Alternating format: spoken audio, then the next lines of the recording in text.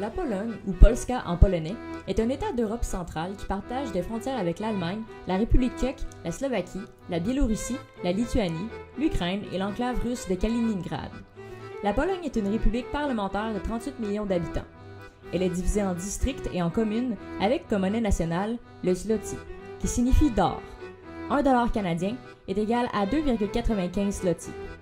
Elle est entre autres membre de l'Union européenne et de l'Organisation des Nations unies depuis 2004. La Pologne, comme la plupart des pays d'Europe, possède une histoire très riche. La création de l'État polonais remonte en l'an 960 lorsque Mieszko Ier, alors élu prince de la tribu des Polanes, unifie les tribus slaves occupant le territoire et les convertit peu après au christianisme.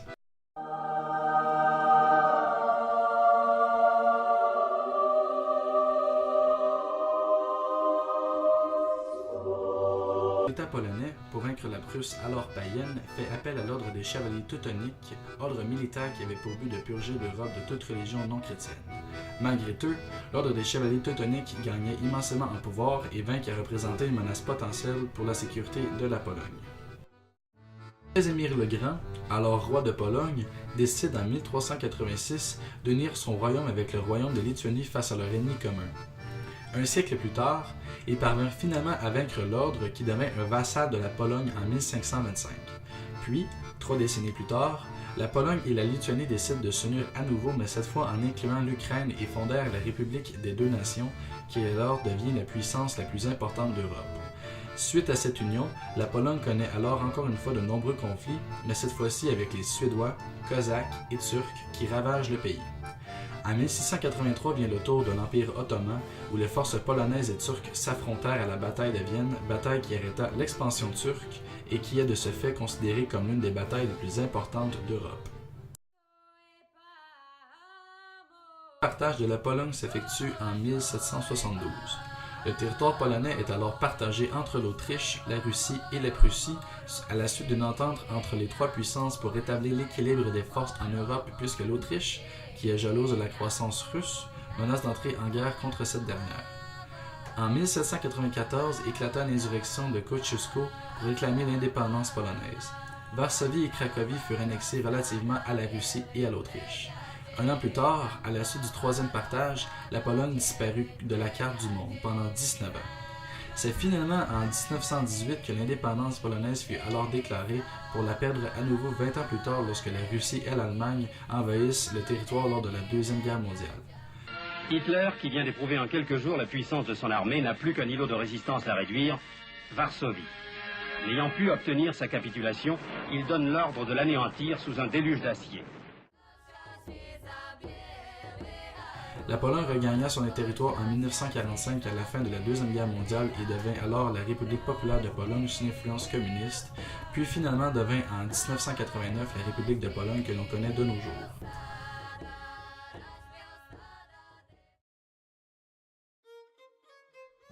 Le polonais est la langue officielle du pays et est parlé nativement par 97% de la population, ce qui fait de la Pologne l'un des pays linguistiquement les plus homogènes d'Europe. Les langues étrangères les plus apprises sont dans l'ordre l'anglais, le russe, l'allemand, puis le français. L'OIF aurait recensé 1 million de personnes parlant le français dans le pays. Pour ceux qui se demandent si la Pologne est un pays dangereux, c'est en fait 1,29 meurtres pour 100 000 habitants, ce qui représente l'un des taux d'homicide les plus bas de l'Union européenne.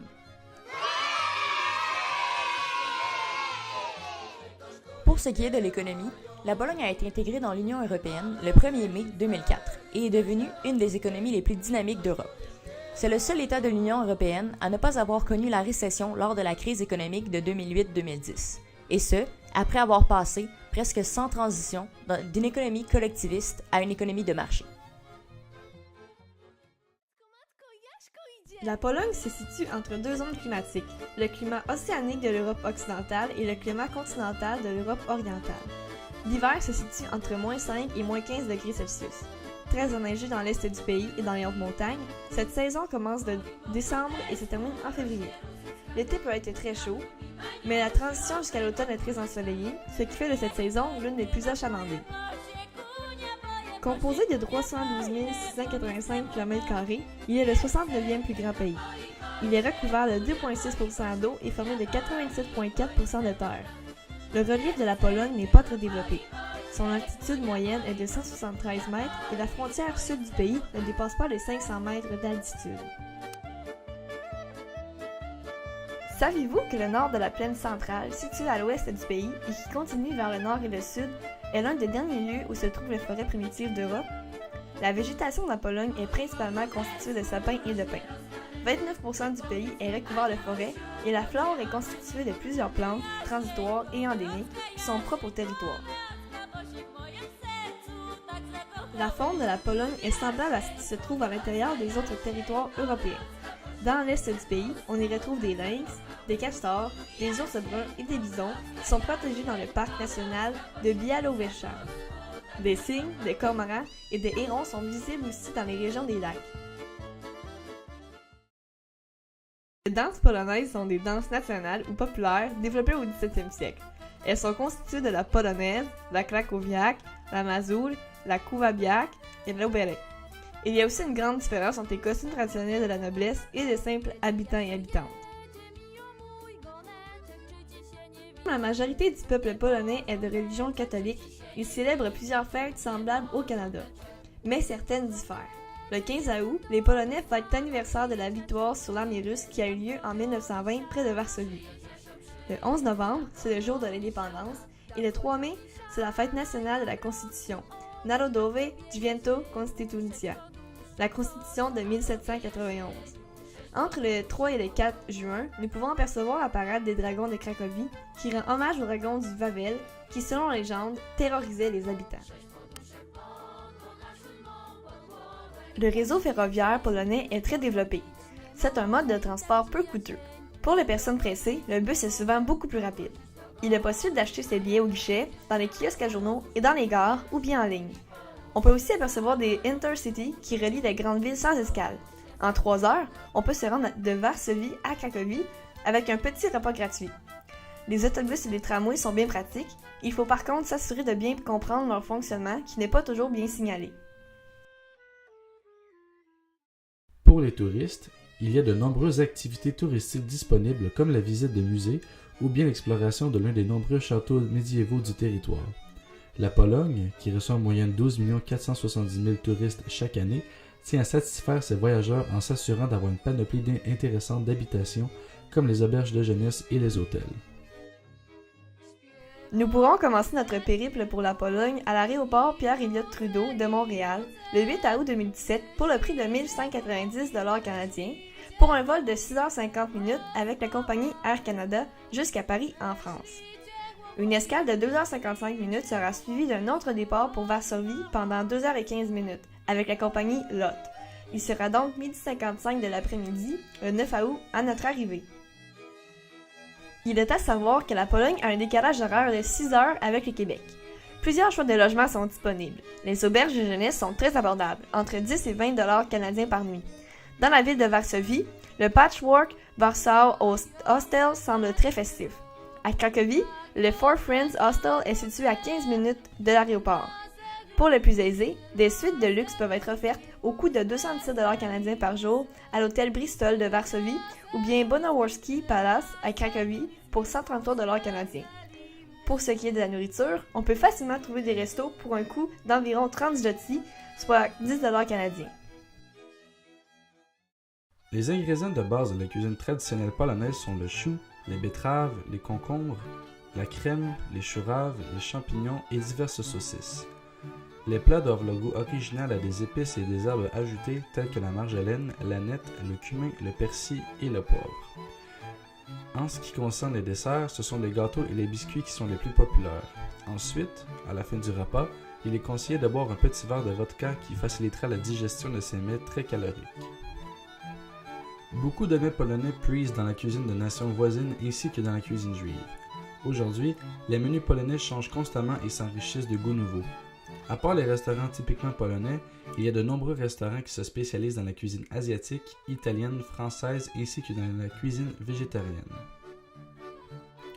Les mets traditionnels par excellence sont le bigos, la côtelette chabowy, le pierogi et les golubki. La Pologne est aussi célèbre pour son excellent pain et ses saucisses délicieuses. Pour ce qui est de l'alcool, la bière est très populaire en Pologne. Les marques les plus réputées sont Żywiec, Tyskie, Okocim, Lek, Heveliez et Tatra. Dans les pubs, la bière peut être servie avec du jus de framboise ou de cassis. Lorsqu'il fait froid, pour se réchauffer, on boit de la bière chaude aromatisée de clous de girofle, de cannelle et du miel. Quant à la vodka, les amateurs sont encore nombreux. Le nom vodka provient du mot polonais woda qui veut dire eau. Cependant, à l'origine, elle était appelée okowita, du latin aquavita qui veut dire eau de vie. La plus ancienne boisson des peuples slaves est l'hydromel, réputée pour son goût insolite. Le premier jour, nous visitons la vieille ville de Varsovie qui a été entièrement reconstruite à l'identique après avoir été détruite à 80% en 1945. Le chantier, qui mobilisa la population polonaise, fut une telle réussite que le quartier est désormais classé au patrimoine mondial de l'UNESCO. Le deuxième jour, nous ferons un contraste du jour précédent en découvrant la Varsovie moderne qui abrite des édifices très imposants des années communistes. Pour la modique somme de 13 zloty, nous aurons l'occasion de visiter plusieurs musées, notamment le musée de Chopin, qui est né et a découvert la musique en Pologne. Puis, pour seulement 26 zloty, nous visiterons le musée des sciences de Copernic, en hommage au Polonais Nicolas Copernic, qui a développé la théorie de l'héliocentrisme.